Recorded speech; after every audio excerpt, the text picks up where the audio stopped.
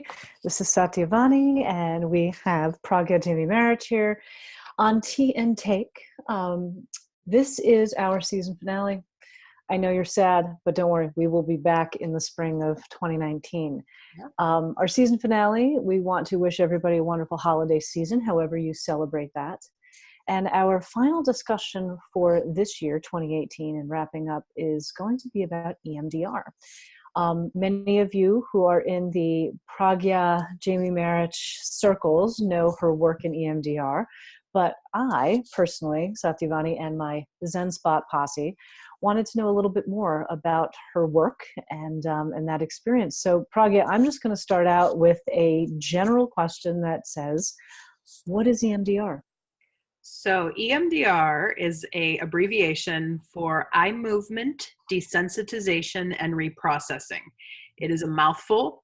And in some interviews, I've heard the founder, Dr. Francine Shapiro, even admit it's a terrible name. But it was the name she kind of worked with initially when she developed the method and discovered it.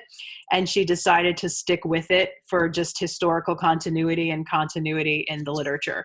So eye movement desensitization and reprocessing is now considered a distinct approach to psychotherapy.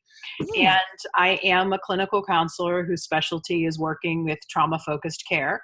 And EMDR, which I will be calling it from here on out, sounds good, is currently one of the two most researched and most used therapies for the treatment of post-traumatic stress disorder. Wow. So if you would like, I often give people the 411 on EMDR by describing the story of how it was created. I would love that. Yeah, because I just think it's such a bizarre method to try to describe, yet its premise is really fundamentally very simple and intuitive.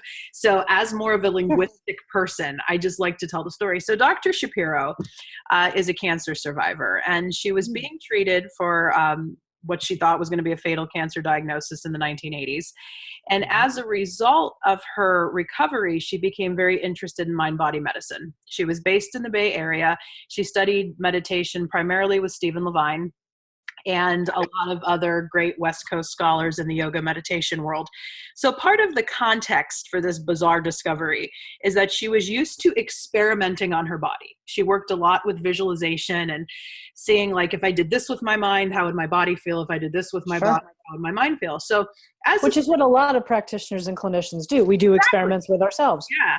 And it's really that fundamental premise of being embodied and noticing and going with something. So as the story goes, she was taking a walk in a park, and some disturbing thoughts came into her awareness without her bringing them there. They just kind of came up.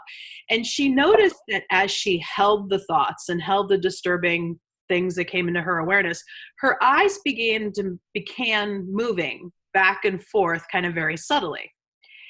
And she thought it was kind of interesting. So she sat down as she was taking this walk and began to allow it to just keep happening. So I don't know if you could see what I'm doing with my eyes right now, just kind of them moving back and forth. And then she also tried it in like a rapid diagonal fashion. Okay. So some versions of the story will say she was tracking trees. Some versions say she was tracking water. I've read enough of the history now that I believe she took several walks in the park. It wasn't just one walk. It was kind of a discovery she kept playing with. And then she started to wonder, well, what happens with these same disturbing thoughts when I bring them up again?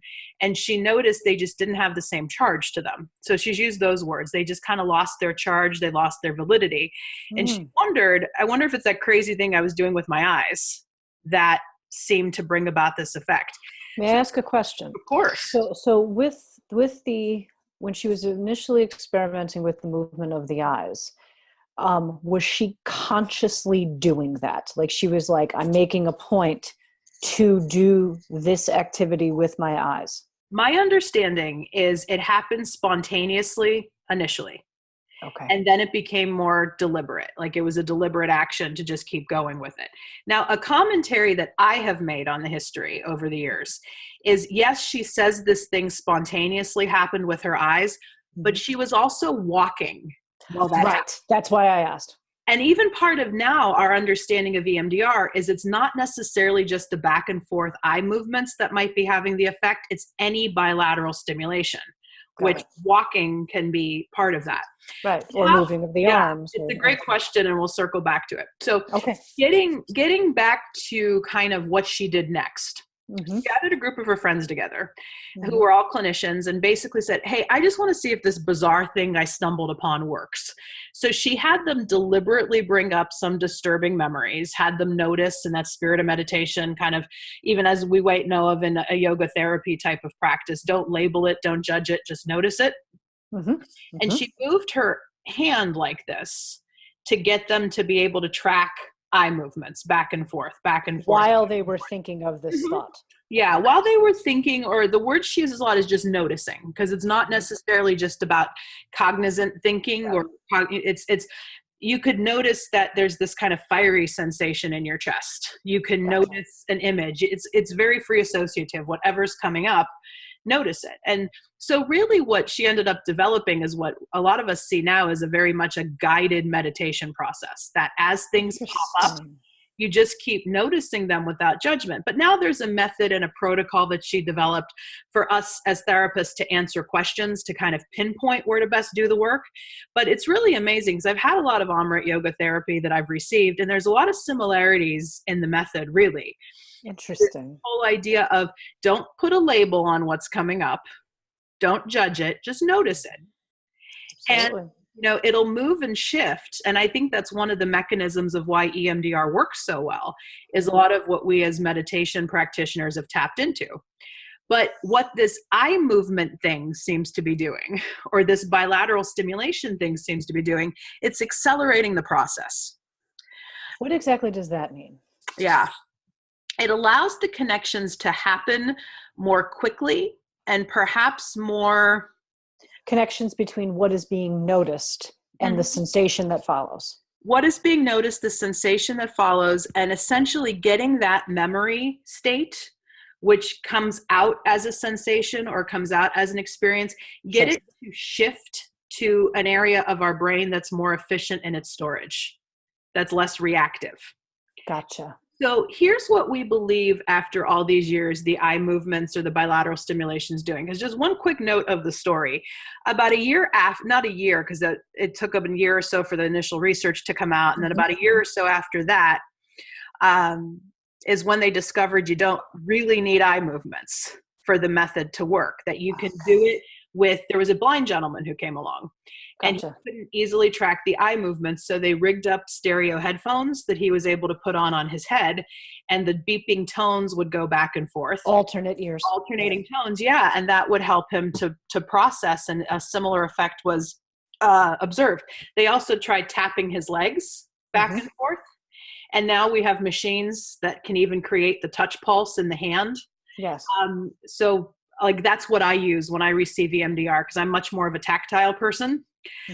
So the receiving tactile bilateral sensation in that alternating way works for me a lot better than eye movements. And even may I ask another question? Yeah. Now, is the I hate to use the word goal, or is the purpose in the process to accelerate the repressed, I'll use that word, or the hidden or deeply inserted experience? Is the process, the purpose to accelerate that to the fore so that eventually it can just come out? Yeah. And interesting use of the word goal. I'll use our word intention, that the intention of the process is to activate the area of the brain where those reactive perceptions happen. Okay. To activate the area of the brain where those reactive sensations can happen. To activate it, stimulate it, which is what the dual attention or the bilateral is doing, and ultimately help it come out, you kind of using layperson's terms, and then shift it to this other part of our brain that's more efficient in its storage. Now, for me to go further into that, I have to give you a little bit on the triune brain. Okay. So I think the best angle.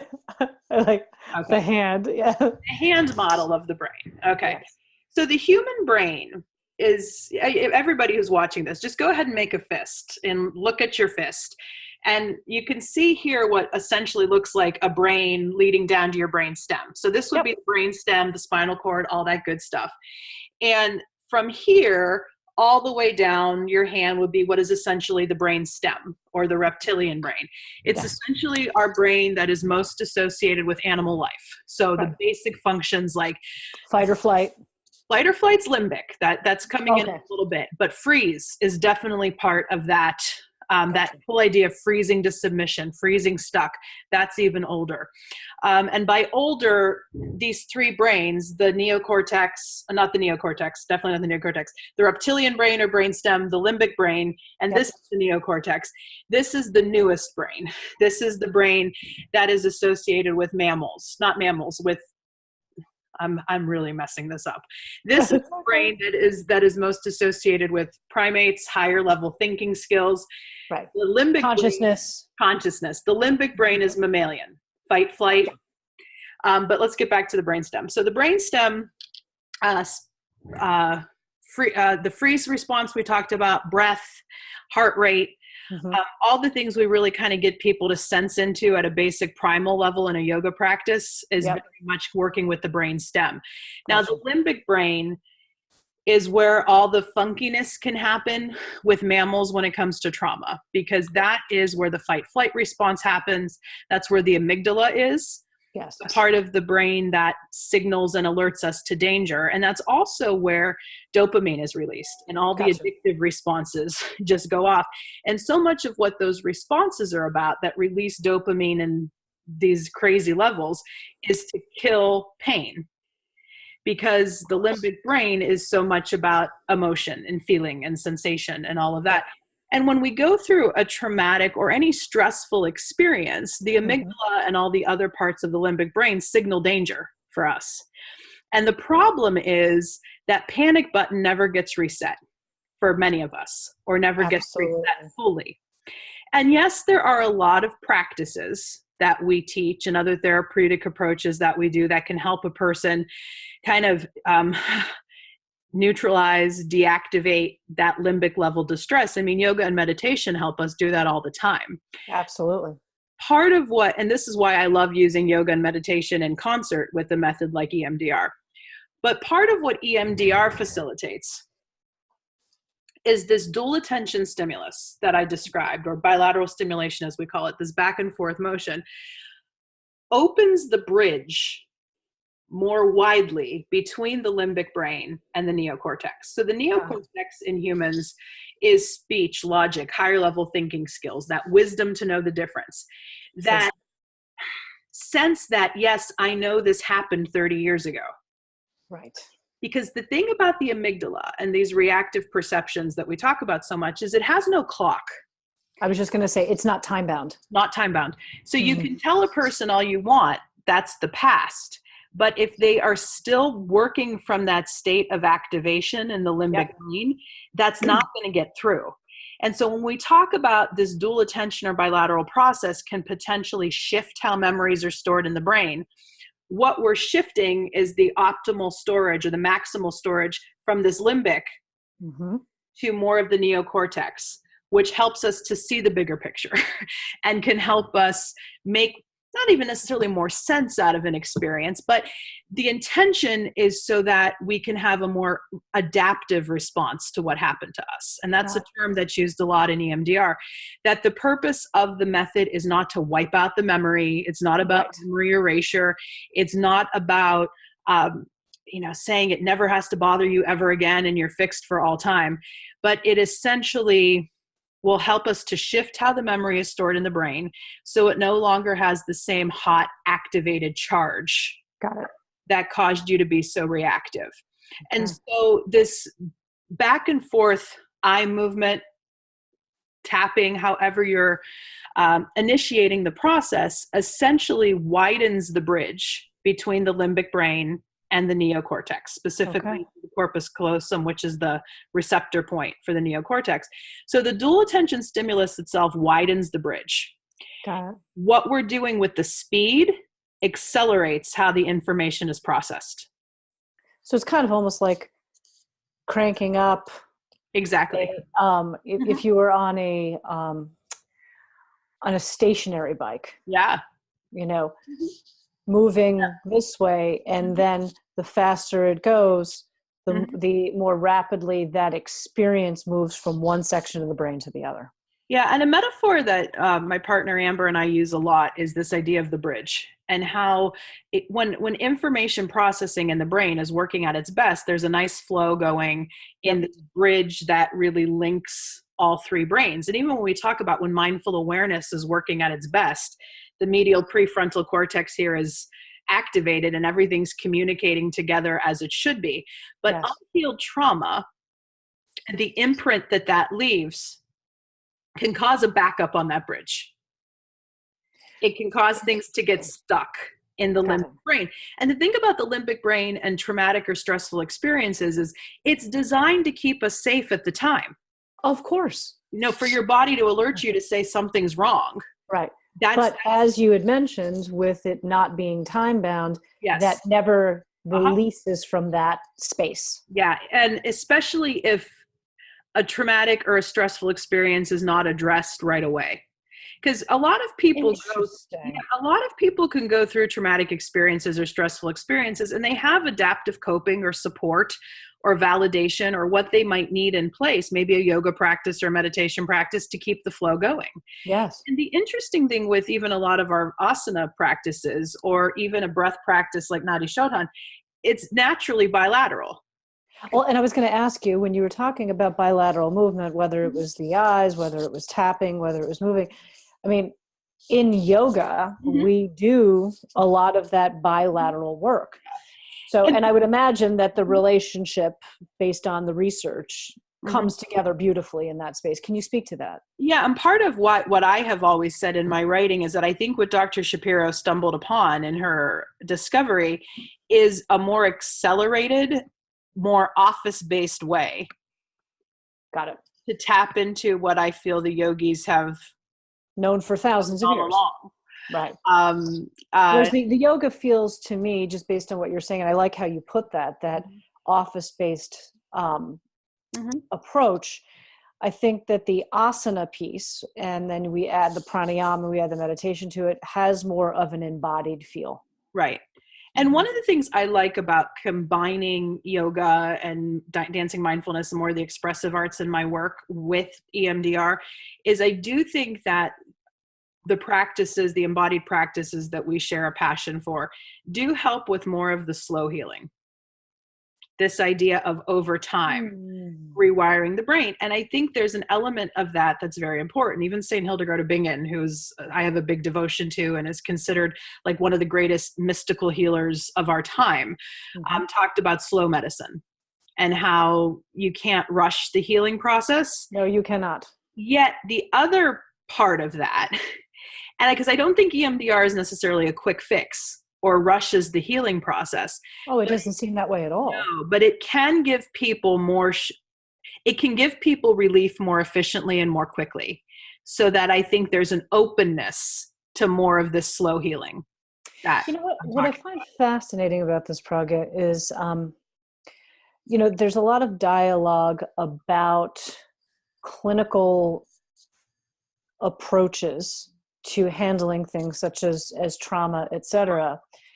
And we come from a culture that is very much about the quick fix, like, oh, you don't want to have any pain whatsoever, so here's a pill. And, and what I appreciate about this approach is that it is a clinical scientific method that takes on the features and couples beautifully with the idea that something like trauma is going to it could take lifetimes to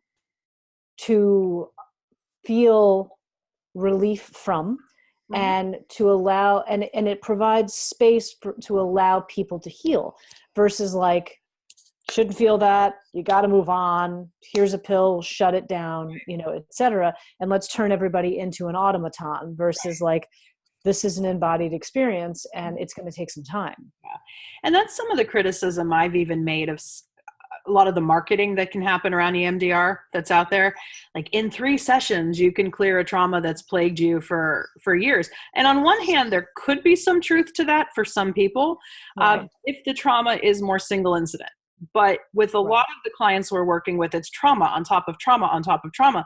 So while I think EMDR does work quicker and more effectively and more efficiently than if we were just talking or just doing yoga, Right. I do think it can, and I like your use of the word accelerate. And even that was one of Dr. Shapiro's original words she used in her models was accelerated information processing. It can jumpstart the process. Absolutely. Yet part of that is, and people I train, we try to be very responsible with, making sure that some of these other practices like breath and mindfulness, and I teach my trainees a lot of yoga-based strategies they can use to help a person deal with the intensity of emotion that may come up.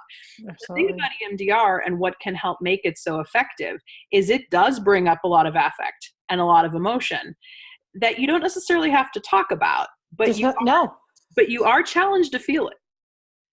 Absolutely. You are fully. And that's where a lot of clients can struggle with it. So that's where a lot of our practices can help ease a person into being kind of ready for this fullness of EMDR. And then a lot of our practices really help set a person up for long-term success after the EMDR. So one of the things I love about what I do is how it all fits together. Beautiful. And even in my own journey, so much of how I found at least Eastern-based practices in meditation was through my EMDR therapist 15 years ago. When I started working with her, because how I got into EMDR myself was somebody did an intervention on me because I had just come back from Europe and I was a couple of years sober and I was working on my graduate degree, but I was still being very triggered by people I was working with. I was dissociating. My body was just not in a great place. And a gentleman I worked with who was a friend said, you need to get some more therapy if you're going to last in this field. And one of my protests was, I don't see how more therapy is going to help because I feel like I know the bubble dot answers to the CBT workbook or the cognitive workbook that people are going to tell me how I should be thinking and feeling. And I also had a head full of 12-step knowledge. I knew what I should be applying with the 12-step principles and all of this. It was all up here, which I needed to kind of stabilize me. And but you also have to get this to move. And part of this idea with the triune brain model is for many people, yes, you need that top-down healing, at least at first. It's similar to dressing a wound or stitching a wound. You need to stabilize it enough so that the healing can happen from the inside out. And that's where I was the first 2 years of my recovery, it was very outside in with some spirituality thrown in, which I think helped, but I really needed something to be more inside out for me. So this guy told me to talk to one of my professors and I did, and she gave me a card and said, here, go see Jen and Thornton and Boardman. She does all the weird stuff. And the weird stuff. I was willing at that point to do the weird stuff. And now you're part of the weird stuff. Oh, I am the weird stuff. You are the weird stuff. I love it. I am the weird stuff. Yes. And it was just an amazing journey. And that first summer receiving EMDR when I was about 24, 25 years old was the first thing that really lifted what I described as a state of chronic suicidal ideation that I had experienced since about the age of 9. Wow. And in EMDR therapy, and this is something that some of you in the more holistic community may not know, one of the things we do when we initiate the eye movements is after we've asked questions about an experience and have gotten the network activated and kind of get the feeling going, we'll say, just notice that. And then start the eye movements. It's not think about it, tell me how you feel about it, describe it. It's just notice. It's there. It's just notice. And what I ended up discovering was I was applying just notice that or go with that in every part of my life. And it's so funny that even in meditation emotion, how Chandrakant will say all the time, go with that. We say that in EMDR. And I know Shapiro completely got that from her Eastern training. Well, it's fascinating because as you're saying these words and asking these questions, it reminds me of yoga therapy training that I've done, what's happening now, and, feel it, versus let's jump on that dog pile and, analyze the crap out of it, and it also seems very Gestalt in nature. Very. Yeah, she definitely drew on a lot of Gestalt. Mm-hmm. Yeah, like there's a lot of what we call in my Acharya world hot seat kinds of ways of being. Like, you sit on the seat, or as it's known in Gestalt, the open seat. We call it the hot seat. Yeah. And allow that process to unfold. And there's nothing that needs to be talked through. We talk too much. Exactly. And what I like about what you're sharing is not only is it, we don't have to talk about it, but by coupling it with the physical asana practice, the pranayama, the meditation, there is another set of tools that are given to the person so that when the memory, sensation, feeling, whatever we describe that as, comes up, and allowing that to be processed through, people still do want tools on how to handle that coming up. Totally. And without having to talk about it. Exactly. And that's the heart of how I like to train people in our curriculum. I love this. One of my criticisms of some of the EMDR trainings that's out there, and even the founder I've criticized for this, because she was, her intentions were awesome, obviously at the beginning, but it was working with a lot of more single incident trauma. And the more complicated the people we saw coming to us, which is most of our clients, we can't just expect them to go with that and feel something unless they're given the tools first for kind of how to sit with that. And so like our program, when we call ourselves Institute for Creative Mindfulness for a reason, is that mindfulness is the thread that runs through all of our instructional programs, including EMDR. And part of what we challenge our trainees to see is that by emphasizing mindfulness, we're getting back to the basics of where the founder even came from and developing a lot of it. And I know I see where she's coming from, because a lot of what she had to do was kind of research, validate this, and make it overly technical. Of course. And that's, that's the cultural thing that we have. And sometimes her technicalities around how to set up the protocol can get so maddening, and it can get very maddening to teach. It's kind of like, learning the Amrit script and how I balked against that when I went through my teacher training. But I've grown to, there's a higher purpose in all of it, but she did so much of that manualizing and technicalizing it to get it approved at the level right now, because of all the weird stuff that's out there in the counseling world and holistic world. Us hippie therapists who can get chastised for this stuff that we're talking about, EMDR, is the most researched, validated of all the weird stuff that's out there. And I really credit kind of the founder's vision for that. But what we're saying is, now that we have that established, we really have to get back to some of the basics of where she came from, which is seeing this as really just as an accelerated mindfulness approach, meditation approach, and it all blends together. I know we've talked a lot about Sanatana Dharma and the power of like, oh, it's all one, it all links up. One of the times I was at Amrit this year, I started crying in one of the lectures as we were talking about, it's like the story of my life, this idea of universal truth, and how what I do with this weird practice links into kind of the larger healing work that I know all of us are feeling a call to do. You're amazing. I am going to ask you this final question, because this is exciting stuff.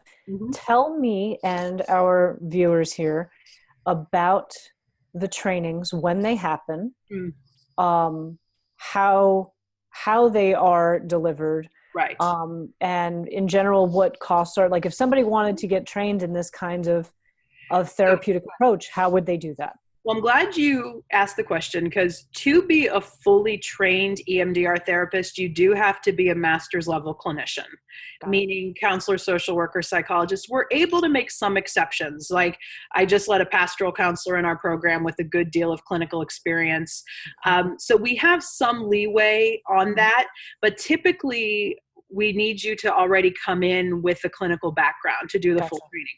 Now, if you're a non-clinician or you don't kind of work in the helping professions directly as a licensed clinical person, there's still ways you can learn a lot of the EMDR related techniques.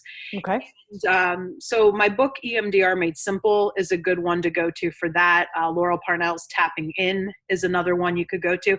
And even Dr. Shapiro herself in 2013 wrote a book called Getting Past Your Past, Self-Help Techniques from EMDR. So you can do some of the basic preliminary level kind of self-soothing tapping, doing some of the guided visualizations that we use in EMDR. So there is some leverage for people who are not fully trained clinicians. So a standard training is usually a minimum of 6 days that is split into 2 parts, plus supplementary supervision or consultation, as we call it, where a senior person in EMDR mentors you through it. So if you're interested in my approach, go to instituteforcreativemindfulness.com. Okay. Myself and my team do trainings all over the country, and you can find the closest place. I will tell you, we're one of the few programs where you're really going to get this big mindfulness embodied focus. I love it. Even in the training of something as weird. And that's why I asked, because I know that there's trainings all over the place, but your unique approach for the majority of the folks that are being listening to this program, who are, yoga teachers, maybe yoga therapists, life or spiritual coaches, right? That fall into that genre are going to be looking more for the approach it is that the Institute for Creative Mindfulness does. And I love it. We have so many yoga teachers who are also clinicians that come through our program, and that's awesome. My heart sings when we can kind of talk and work in a way that combines the worlds. And everybody who's on my faculty are kind of into this too. Awesome. This way of thinking, this way of approaching life. So my co-author, Stephen Danziger, who's also a senior faculty member, he's in LA. He's at a Zen practice for almost 30 years. Nice. Was a Zen monk for many, many years. He was in residency in a Zen monastery, is the more correct way to say that. And, so we just wrote a book that came out last year called EMDR Therapy and Mindfulness for Trauma-Focused Care. And it was a real kind of love passion for both of us to blend these two things we love so much. For him, more of the Buddhist meditation, for me, more of the yoga and expressive arts view of looking at meditative arts and bringing that together with EMDR. So that book is also a resource that even a lot of non-clinicians have found valuable, people who are wanting to go through EMDR therapy. And I should give that plug as well. I was going to ask you. Yes, please do. That if you're looking for an EMDR therapist, on our website, Institute for Creative Mindfulness, we keep a listing of people we have trained, but there's way more out there. Sure. EMDRIA.org, EMDRIA.org is the best place to go to for people who've been trained at a very high level. Again, I don't necessarily endorse everybody that you might find there, but it's a good place to do a zip code search. You're also willing to or welcome to send us a contact. And if I know of somebody personally in your area, I can do my best. Awesome. And then another website plug is traumamadesimple.com. Traumamadesimple.com. That is the resources website that I keep up. Everything free that I've done online is there. So awesome. ICM, our group, we have the largest online collection of free EMDR demonstrations. So you can see EMDR being done on my YouTube channel and a lot of the related techniques as well. So we're pretty clear in the videos which ones you can try on your own versus which one are just kind of there for education and training purposes. Got it. But everything is nice and neatly cataloged on Trauma Made Simple. Awesome. Oh, Dr. Marich, you are amazing, doing amazing work, both on the clinical level and the spiritual level. And at the same time, they're all the same because it is Sanatan Dharma. I want to thank you for this beautiful explanation and this amazing opening and offering to all of us here that are interested in this, either personally or seeking out some additional wisdom for their own professional work. Jai Bhagwan, friend. Thank you. Thank you. Thank you. And folks, if you are interested in connecting with Dr. Marich on EMDR or other protocols as it relates to the Institute for Creative Mindfulness, Dr. Marich, what is the best way for them to do that? Couple ways. Honestly, go to any of the websites, Institute for Creative Mindfulness or Trauma Made Simple. There's a contact form. You can reach us either place. I'm also all over Facebook, Institute for Creative Mindfulness, or Dancing Mindfulness. You can reach me that way too. Awesome. All right. Well, everybody, have a fabulous new year. And Dr. Marich, did you have tea today, or was it just me today? I'm just doing the golden milk. I'm so proud. Today. So proud. But cheers to you. Happy New Year to all of our viewers. And we will see you in 2019 in the spring. Peace, everyone.